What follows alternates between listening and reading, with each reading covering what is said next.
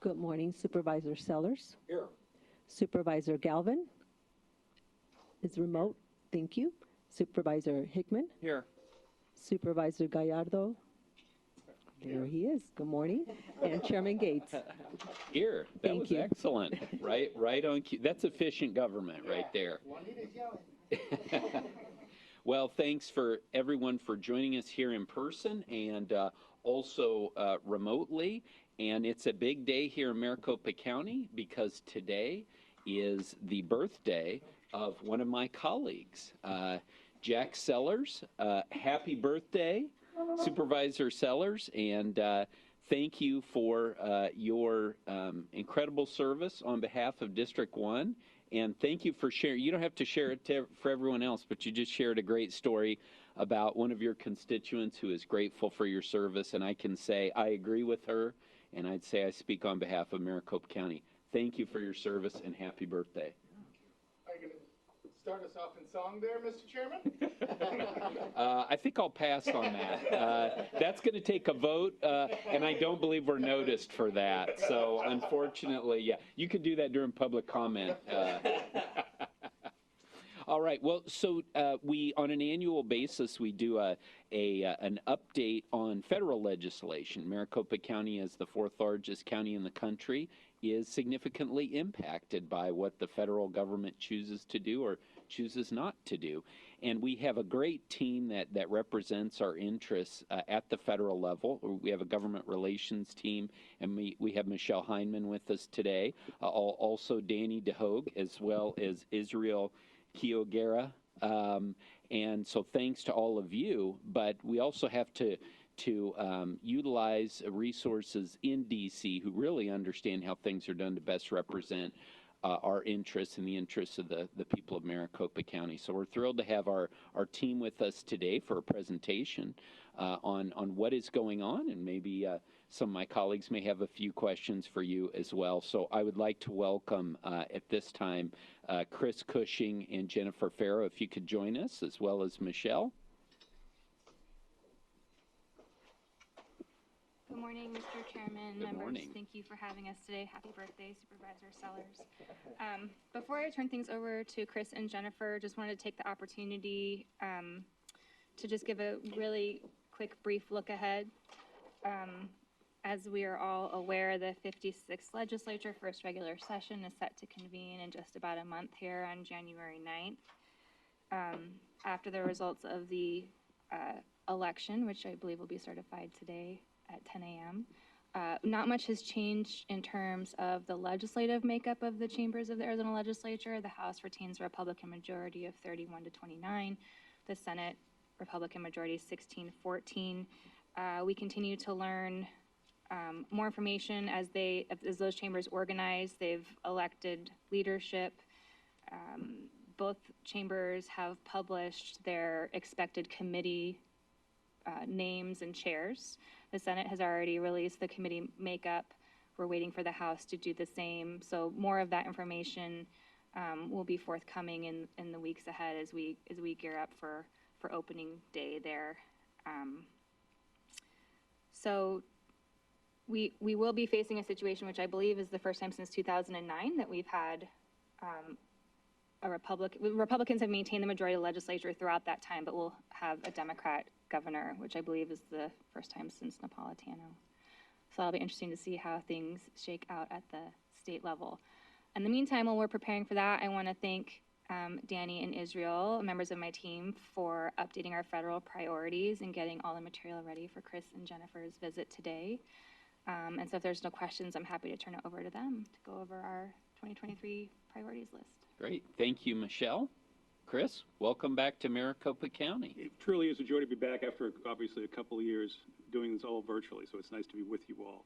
Mr. Chairman and members of the board, I'm just going to give a quick overview of where things stand today, discuss a couple of the priorities that are probably of greatest interest immediately to Maricopa County, have Jennifer comment on some others. As you'll see, we have 12 priorities there. We may be adding to those priorities over time. What informs strategy, the old saying, is events, and so we'll have to see what events happen in Washington. that'll more greatly inform our strategy. Currently, we are on a continuing resolution for federal appropriations, these are the annual appropriations, the non-entitlement programs in Washington, D.C. That runs through December 16th. It'll probably be extended to December 23rd. The hope is that they will do an omnibus appropriations bill, which will fund the government at approved levels going forward for the next fiscal year. If they cannot get that done, they will do a year-long continuing resolution, basically funding the federal government at the priorities that were set a year ago. That would also include the Department of Defense, and never before have we had a year-long CRs, what we call them, for the Department of Defense. So we're hopeful that this will get worked out. Both the Democratic chairman, Mr. Leahy in the Senate, and the Republican chairman or ranking member in the Senate, Mr. Shelby, are both retiring. And they have hundreds of thousands of dollars of appropriations for Vermont and for Alabama in the legislation. So we're hopeful that that might just show that with some individual interest in there, we can get that across the finish line. The National Defense Authorization Act, which is an authorizing on an appropriating program, it has passed every year, I think, for 61 years. We're hopeful that that'll get passed in this lame duck session. And so that they're trying to work that through. I'd also want to point out, and it goes to the priorities, I believe, specifically priority number 8, that the Water Resources Development Act, which is an authorization every 2 years, we hope will get done again in this lame duck session, as Cave Buttes and McMicken Dam have funding opportunities in there. Werder will probably be wrapped up with the NDAA and maybe other must-pass bills and pass en bloc.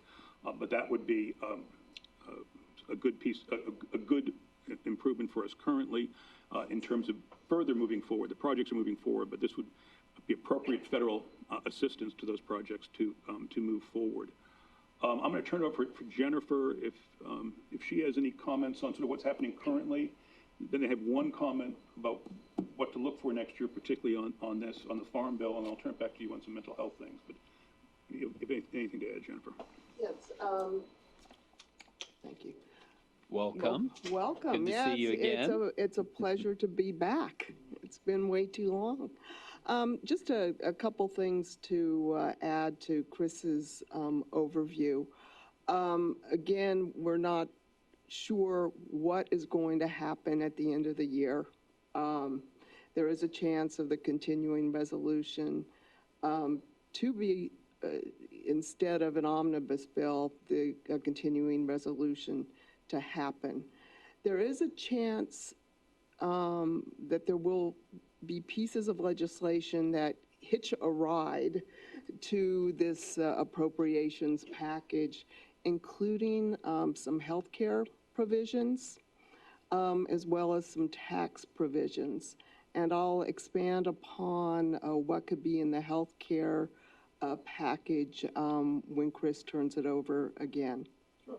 Jennifer, do you want to talk about the election bill that may be hitching a ride at the end of this? Yes, happy to do that. I know this is a subject of great interest to the board.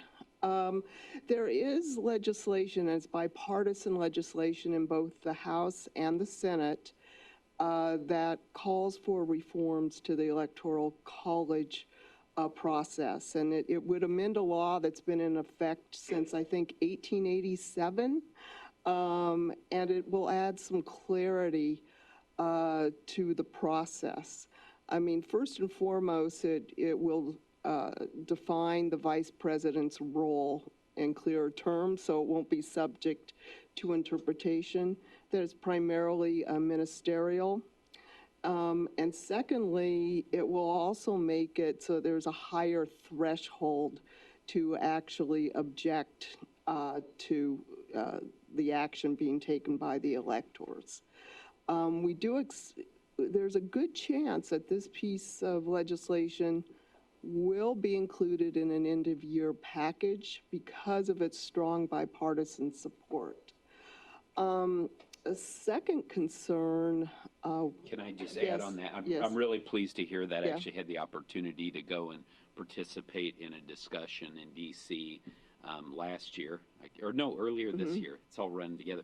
National Institute of Civil Discourse out of the U of A, which has been a great proponent on this. So thanks for the update on that, and I think that would provide some real needed clarity as we do, as you said. We have our eye on the 2024 election already, and I'm sure this may end up being quite helpful. For those purposes. And just so you know, there's a second piece of legislation that addresses electoral workers, and with all the election workers facing intimidation, not just here but across the country, that's garnered a great deal of interest in Congress as well as the Department of Justice. And the Department of Justice has established a task force to explore this issue more in depth and come up with recommendations. There are also pieces of legislation in both the House and the Senate that would provide additional protections for election workers, enhancing penalties, as well as one provides a grant program for training of election workers as well. And just a question on that, is there actually opposition to this? Well, there isn't as much bipartisan support for this legislation because I think part of it has to do with the cost factor. So that one might not move forward this Congress. The cost of making it a crime? No, not necessarily that piece of it, but the training, because that is in the form of grants. Do we know where our congressional delegation stands on this? Well, there is one bill that basically enhances the criminal penalties. I know that Senator Sinema is on board with that piece of legislation. Okay, great. Thank you. So thank you for that, Jennifer. In looking at the priorities, again, we're happy to answer any questions. I do want to flag for you number 10, and that is the Farm Bill. As I mentioned, some things happen every 2 years, like WRDA. Some things happen in one way or another every year, like appropriations or the NDAA. The Farm Bill only comes around once every 5 years, and it has significant funding for related provisions. Interestingly, I know, as the board knows, the county has received significant funding through the Farm Bill previously. So I'm calling attention to this because this is the opportunity this year to do it. This only comes around once every 5 years, so that's going to be a major part of our focus going forward. And Jennifer, I'll turn it back to you. Anything you want to highlight, and then we're happy to answer any questions. Sure, I'd like to highlight one more issue, and that it involves Medicaid and incarcerated individuals, and I think this one has been added to the priority list this year. But it's been a long-standing problem for the county, and again, counties across the United States, that there's a Medicaid exclusion policy when it comes to incarcerated individuals. It's a blanket prohibition on the use of federal funds to provide medical services to incarcerated individuals, and it does not distinguish between those who have actually been convicted and others who are held pre-trial. So this has been a real problem, especially for individuals in need of constant care, including mental health issues. So there are two pieces of legislation that address two different aspects of this. And again, what's encouraging is that they're both bipartisan in nature. The first one would basically get rid of this exclusion policy for those being held on a pre-trial basis. And the second one would actually, for those who are incarcerated, who have been convicted, would make those individuals eligible for Medicaid 30 days prior to their release. With the former one, it appears that there might be some momentum there for it to be included again in the end of the year package. because it does have great bipartisan support in both houses. And it might depend on, first of all, whether or not there is an end-of-year package, but secondly, whether or not there are mental health provisions that will be included. So happy to answer any questions. Vice Chair Hickman. Are those costs also, because I remember we were trying to figure out about prescriptions and psych meds and things like that. Is that? If those fall under Medicaid, yes, that would include those as well, but it would depend on whether or not they're eligible under Medicaid. Other questions? Supervisor Sellers. Well, as you might well expect, most of my questions are going to be around infrastructure. I watched a program over the weekend that talked about a solution to the valley's water problem could be the Verde River. But they talked about that being like a 5-year study, and that they're estimating the cost to do the improvements they're talking about of being somewhere in the $750 million realm. And it occurred to me that our governor has designated like $1 billion to look at solutions for this problem. And I'm wondering if we can team somehow with the federal government to move the priority on the Verde River project up, because it sounds to me like it would be one of the easiest solutions that we could achieve. And of course, the infrastructure bill I'm very concerned about, because right now, as you well know, we're a non-attainment area. And without that to fund both additional roads and transit, we've got some real problems. Yep. We can certainly work with the federal government on that, and we'll do so. It also requires, and Michelle, you may have something on this, working with the state government. As you're well aware, a lot of the infrastructure money flows through any state, but in this case, the state of Arizona, obviously, to sub-grantees like Maricopa County. So there's a process here. Also, the federal government likes to see people come together for state government, local government, affected industries and others. So it's probably more than just necessarily a federal government, state government in Maricopa County, but also involving business leaders and others to explain why this is the best investment of these dollars. The fortunate thing is there are dollars, as you pointed out, there are dollars to invest. We just have to make sure that we make the case to have those investments done where we think it does the best good for the residents of Maricopa County. Yeah, and I will just tell you that, and you probably already know this, that we are doing a lot in that realm to bring the state government and the business community together to address our issues. Well, Supervisor Sellers, thanks for your questions and your continued leadership on infrastructure. Any other questions from my colleagues? Well, I have to tell you, it was, we're happy to provide a little fog for you this morning. Kind of made me feel a little bit more like DC. It's a rare event for us, but it's a rare but wonderful opportunity to have you guys out here. We know you get your work done back there in DC, but thanks for what you do back there. We understand. As Arizonans, even though DC is a long ways away, we know it plays an important part in what we do and can be helpful and hopefully not harmful, but definitely with you guys on our side, it's put the county in good stead for many years. So I'll mention it's our pleasure to do so, and I will add, if I may, that as we have done traditionally in person in the past, we will be meeting with various department heads and others to hear from them firsthand what they are most interested in, what their pressure points are, and we may discover from that, from those meetings, some additions to this. And thank you, I guess, for the fog. You're a client, so I will not tell people in D.C. that it's extremely humid in Arizona. We're always told it's dry, so we won't tattletale. But yeah, again, this is as humid as it gets, that's for sure. Well, thanks so much. Hope you have a productive visit and safe travels back to D.C. Thank you. All right, thanks, Michelle. Thanks again to the whole team. And with that, I will. Let me know what's going on. Okay.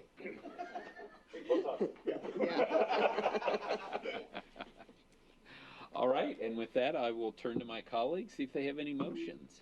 Motion to go into executive session, Mr. Chairman. Thank you very much, Mr. Vice Chair. Do we have a second? I'll second that. Thank you, Supervisor Sellers. Motion and a second. All in favor, please say aye. Aye. Aye. All opposed? Motion passes. We will head into executive session. Thank you, everyone. Right.